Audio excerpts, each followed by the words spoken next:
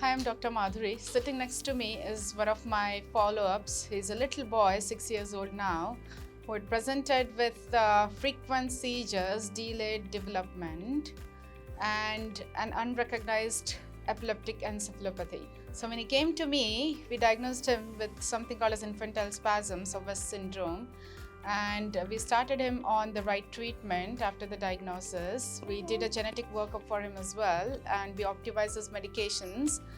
Eventually, the child is now seizure-free for the last 1 year and slowly gaining milestones. He's understanding speech, he's able to walk without support, and he seems to be doing really well. So the crux is epileptic encephalopathies, if managed in time, can improve the outcome significantly.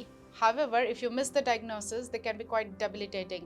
So if you think you are suffering from such condition, it's important that you consult your nearest epilepsy specialist to be able to diagnose this in time to avoid permanent impairment of the brain functions.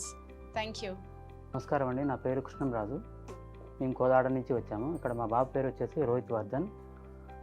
2019లో ఆ టైంలో మా బాబుకి కొంచెం scissors ఎక్కువ ఉండే.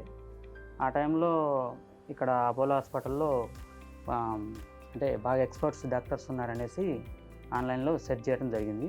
ఆ టైంలోనే madam యొక్క అపాయింట్మెంట్ తీసుకొని కలవటం డైరెక్ట్ ఆ టైంలో మేడం ఈజీ రిపోర్ట్కి కొన్ని రిపోర్ట్స్కి ఆ రిపోర్ట్స్ వచ్చిన తర్వాతకి మేడం డయాగ్నోసిస్ స్టార్ట్ చేయడం జరిగింది. దాని తర్వాతకి ఎవ్రీ 3 మంత్స్కి ఒకసారి కన్సల్ట్ కావడం జరిగింది. వచ్చే చేంజెస్ని బట్టి మెడిసిన్ ఎవ్రీ 3 మంత్స్కి ఒకసారి చేంజ్ చేసుకుంటూ రావడం జరిగింది. కరోనా టైంలో కూడా ఆన్లైన్లో అవైలబుల్గా ఉండటం వల్ల ఎలాంటి ప్రాబ్లం లేకుండా చూసుకోగలుగుతున్నాం. 2022 జనవరి నుంచి స్టిల్ డేట్ వరకు సీజర్స్ రాకుండా చాలా వరకు కంట్రోల్ అయిపోయాయి. బాబు ఇప్పుడైతే ప్రజెంటు సీజర్ ఫ్రీగా ఉన్నాడు.